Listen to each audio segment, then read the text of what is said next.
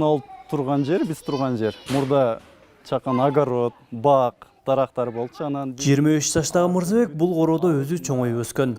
Жаш кезинде бала бакчага барбаган айылдык жигит өзү жашаган үйдө бала бакча кылып кайрадан оңдоду. Алгач бакча ачууга ата-энеси жана айылдаштары менен кеңешип, алардын жардамы менен тиешелүү шарттар түзүлдү. Биздин айылда Союз убагынан бери садик болгон эмес. Ошондуктан биздин үй бүлөбүз, ата-энем чогуу сүйлөшүп, айылга ушу элге бир садик ачайлы деп, өзүбүздүн эле жашаган үйдү ушу садик кылып ачтык. Ар бир эшикти каккылап, ушундай биз садик ачабыз. Кандай жардам көрсөтө аласыздар? Ушундай деп. Эл ата-эне аябай жардам берди, ата-энелер. Азыр бул жайда кадыресе бала бакча катары иши жөнгө коюлган. Мында 15 адам эмгектенип, тарбиячы, дарыгер жана мугалимдер бар. Азыркы учурда чакан бала бакчага жергиликтүү бийлик да жардам бере баштады. Жаш жаратмандын айтымында, жылалда айыл өкмөтү коммуналдык төлөмдөрү жана кышында көмүр алууга көмөктөшөт. Бул контода биздин кичине группа жайгашкан. Балдар 3 жаштан 5 жашка чейинки. Наркы коңшу бөлмөдө биздин чоң группа жайгашкан. Алардын да ушундай ойноочу залдары бар. Жаш балдар эми негизинен аял кишиге жакын болгондуктан, анан мен апам мугалим болгондуктан бүт ушул бакчаны апама өткөзүп бергенбиз. Бул күндөлүк режим. Ушул күндөлүк режим боюнча биз иш алып барабыз. Эртең менен саат 7:30 баштап балдар кабыл алынып баштайт. Анан ушул режим боюнча кечке иш алып барылат. Тамагыңар таттуу болсун. Ой, азаматтар, кара калтырбай жейбиз тамактарды. Бакчада шаардагыдай көгүлтүрөт же жылуу суу азырынча жок. Бирок балдардын тамак ашы, үй ичиндеги тиешелүү шарттар жетишээрлик түзүлүп берилген.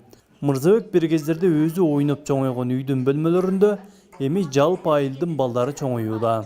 Бул биздин орто тайпанын расписаниясы, ар бир күнгө өзүнчө сабактар бөлүнгөн. Бүгүнкү сабагыбыз көркөм адабият бейшемби күнкүгө. Анда эмесе сабагыбызды баштайлы. Саламатсыңарбы балдар?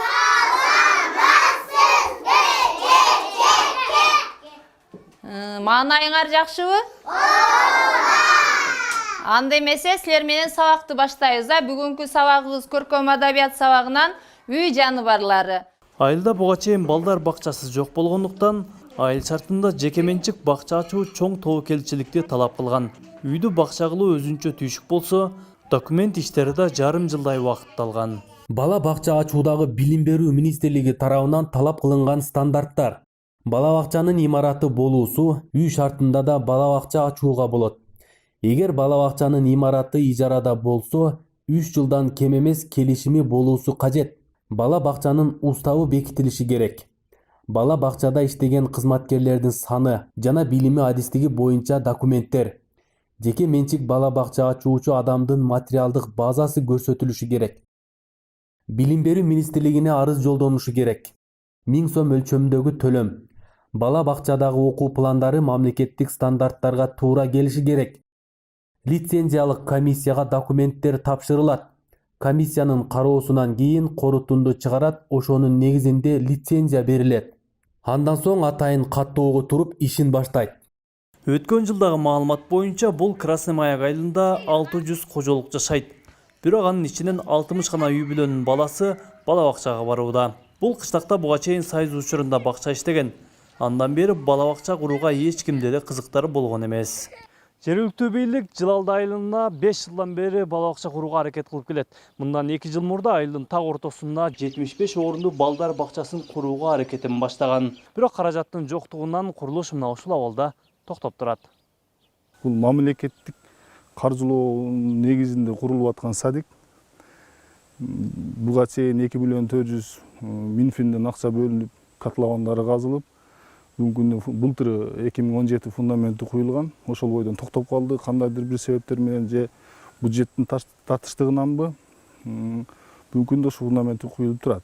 Буну өкмөт негизи биз өзүбүздүн күчүбүз менен кылыш. Өзүңүздөр билесиздер, бул кыйынчылыкка туруп атат. Ушуну мамлекеттик бюджеттен каржылап берсе, бизге колдоо көрсөтүп берсе дагы жакшы болмок. Мынау үй жануарлары болобу экен. Үй жануарлары эмнелер дегенде мектепте уй, ат, кой деп ушуларды айтасың. Мынау жапайы токойдо өскөн жануарлар. Анипа Туркменова неберелерин бала бакчага бере албай калды. Анткени бакчада орундар чектелүү болгондуктан неберелерин үйүндө тарбиялоодо. Көчө чаңыткан балдарды чоң энеси күн алыс китеп менен тааныштырып, окутуп турат. Үйдө карап атабыз, тамгаларды үйрөтүп, жазгандарды үйрөтүп, себеби садикке барганга садигибиз кичине азырынча. Жанагындай стандартный чоң садик жок бизде. Ошондой болсо аябай жакшы болот эле. Анан айла жок, ошо садикте место болбой калат, болуп калат. Анан алыбыздын жетишинче ушинтип үйдө окутуп, жардам берип, мугалимдерге дагы кыйла жеңилдик болот экен деп тамгаларды таанытып атабыз. Азыр маалада чындыгында 2-3 эле барат мына жерден, кошуналардан. Анан калгандары ушу үйлөрүндө эле жүрүшөт. Педагогдордун белгилөөсүндө жаш балага калыптануу куракта берилген билим жугумдуу болот. Жаш наристенин кабыл алуусу жакшы болуп, баштапкы билим берүү этабынан ар бир наристе өтүшү керек. Бала бакчага келген бала менен үйүнөн келген баланын айырмасы абдан чоң. Себеби бала бакчага келген бала чогууда үйрөнөт. Эшикке чыгуу, үйгө кирүү, уруксат суроо, баардык нерсени бала бакчадан үйрөнүп, бизге даяр болуп барат. Ошон үчүн ата-энелер ар дайым бала бакчага берсе балдарды. Анан бул биздин келечекте жаш муундардын өнүгүүсүнө абдан чоң таасири бар. Өзү илимде айтылат, баланы 2 жаштан бала бакчага берүү керек. Бала ошондо коллектив менен чогууда болуу, ошо баардык нерсеге көнүгөт. Калыптануу куракта кичинекей наристе кандай билим алышы керек? 2, 3, 4 жаштагы кенже тайпа айлана чөйрө менен тааныштыруу, сөз сүйлөөсүн өнүктүрүү үйрөтүлөт. Бул куракта жаш балдарга оюн аркылуу үйрөтүү ыкмасы менен сабактар өтүлөт.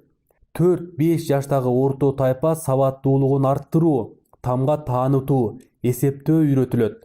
Бул куракта балага кадимкидей сабак өтүлө баштайт. Бирок 15-20 мүнөттүк гана сабактар окутулат. 5, 6, 7 жаштагы жогорку жана даярдоо тайпасында тамга үйрөтүү, тамганы кошуп окуу, эсептөө, кошуу жана кемитүү өңдүү сабактар өтүлөт.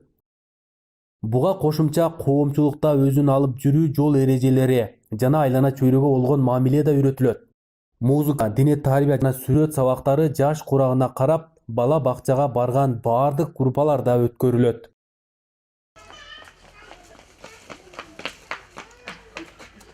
Сейилхан Манапова ар күнү бала бакчага 3 чакырым алыстагы жаңы конуштан келет.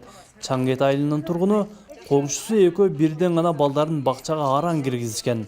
Жолдун алыстыгына кайылы болгон эне аптаптуу ысыкта, ызгардуу суукта да кызын алып бакчага ар күнү келет. Биз 3 километр алыстыктан келебиз. Кошунам кызы келет, ал менен алар эрте менен алып келсе, биз кечин алып келебиз. Кечинде алып кетебиз үйгөчү. Анан кээде кар жааган маалда кышында кыйналабыз. Жолдор тайгак болуп, кээде садикке кечигип келебиз.